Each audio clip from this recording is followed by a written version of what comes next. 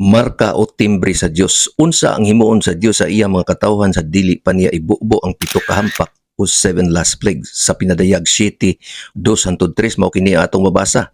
Unya nakita ko ang laing usa ka manulunda nga mikayab gikan sa sidlakan ug nagdala sa timbre sa buhi nga Dios og sa makusog nga tingog iyang gisinggitan ang upat ka manulunda nga hinatagan og gahom sa pagpangdaot sa yuta og sa dagat og nagaingon kanila, ayaw usa ninyo dagmali ang yuta o dagat o ang mga kakahuyan hantod ang mga ulipon sa atong Dios amo nang katimbrihan diha sa ilang mga agtang.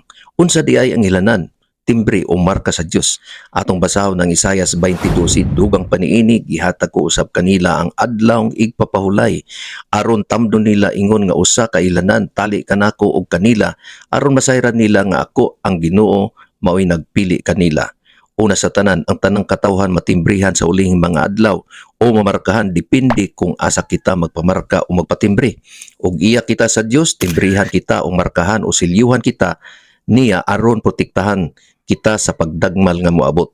Ang mga Israelinon sa Ehipto nga ang pultahan sa ilang puluyaanan na markahan sa dugo sa karniro wala maigo sa katapusang hampak nga midagmal sa mga Ehiptohanon nga mao ang kamatayon sa panganay nga anak. Basahan na lang ninyo diha ang istorya sa Exodo kapitulo 7 o kapitulo 12. Kung ang ikapito ka adlaw nga igpapahulay ang marka o silyo sa Dios aron mailhan niya ang iyang mga katawan, unsa po kaha ang marka o silyo sa kaaway sa iyang mga katawan? Matikdi kini nga pahayag nga imong masusi online ang Catholic Record 1923 og ang ubang katolikong tinubdan nag-ingon nga ang Domingo mao ang marka sa ilahang otoridad og ang simbahan ibabaw sa Biblia tungod kay gibalhin niini ang igpapahulay og kini dili ang Biblia mao ang katarungan sa pagsimbag Domingo. Dili kini pangdaot kung dili pag-share lang sa kamatuoran nga wala masabtan o nahibaw-an sa uban aron sila magsusi, mag-imbestiga og magtuon usab.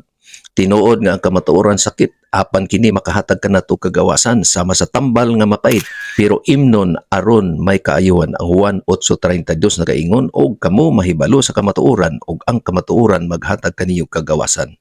Mao lang kini ang atong mubo nga pamalandong karong adlaw. Padayon lang sa pagsunod sa atong mga reels video og mag-like, mag-komento, mag-follow, mag-share. Kita ta sa sunod na pod nga video.